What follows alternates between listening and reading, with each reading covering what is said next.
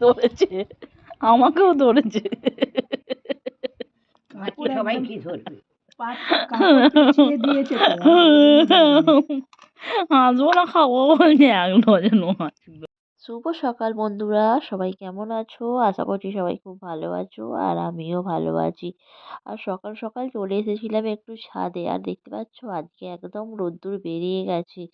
আর ঠাকুমা একদম সমস্ত কিছু ছাদে দিয়ে দিয়েছে, যেহেতু সকাল সকাল রোদ্দুর বেরিয়েছে, আর তার জন্য সব কিছু একদম মেলে দিয়েছে। দেখতে পাচ্ছ সারা ছাদ ময় পুরো ভর্তি হয়ে গেছে। আর আজকে একটু হাওয়াও বয়েছে, বেশ ভালোই লাগছে। রোদ্দুর আর হাওয়া খুব সুন্দর। আর এদিকে দেখো, পাশের একটা আমড়া গাছ ছিল, তো একটা ছেলে উঠেছে আমড়া গাছে আর আমড়া পাড়ছে, আর খুব ভালো লাগছে। আর এদিকে চলে এলাম আমি রান্নাঘরে। তো মাছ আনা হয়েছিল, আর আজকে দেখতে পাচ্ছেন একটা ভেটকি মাছের মাথাও আনা হয়েছে। তো ওই ভেটকি মাছের মাথাটার সাথে ভাবছিলাম যে কি করি, তো একটু ভাবলাম একটু বেগুন দিয়ে ভেটকি মাছের মাথার চচ্চড়ি বানিয়ে নেব। আর এখানে কিছুটা রুই মাছ আনা হয়েছিল, তো এটা ধুয়ে ভালোভাবে নুন আর হলুদ আমি মাখিয়ে দিলাম।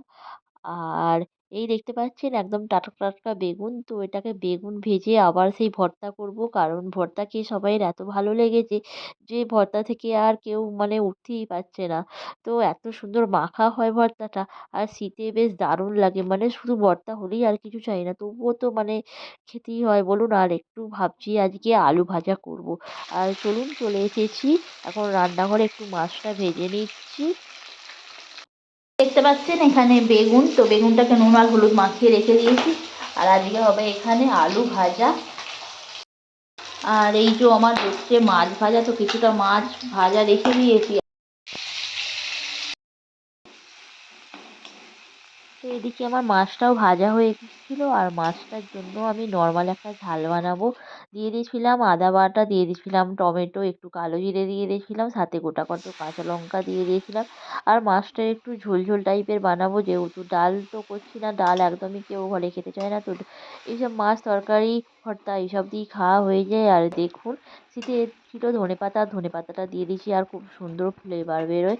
তো সাথে দিয়ে দিয়েছিলাম মানে কাঁচা লঙ্কা, আর কাঁচা লঙ্কাগুলো টিপে টিপে খেতে বেশ দারুণ লাগে। আর এই দেখুন মাছের ঝোল মতোটা ফুটছে, আর এটা বেশ হয়েই গেছে। আর আমি একটু ঝোল ঝোল টাইপের নামাবো। আর এই দেখুন একদম রেডি হয়ে গেছে আমার মাছের ঝোল।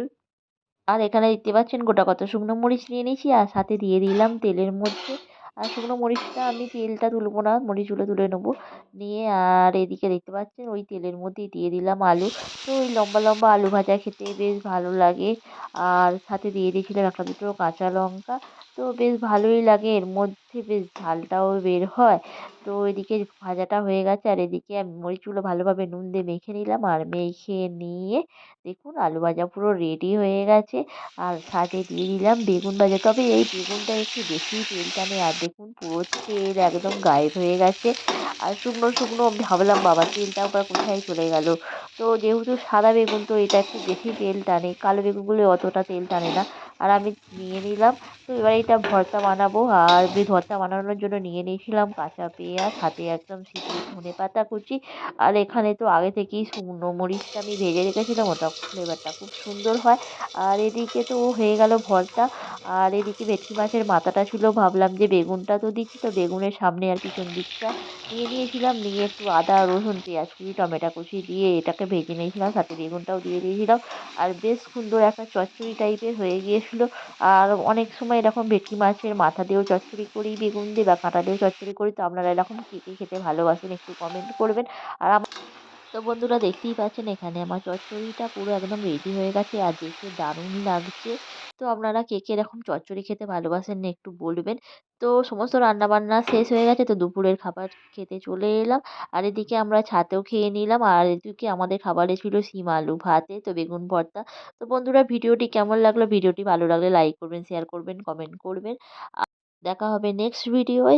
আর ততক্ষণে আমরা খেয়ে নিই। Tata, bye bye.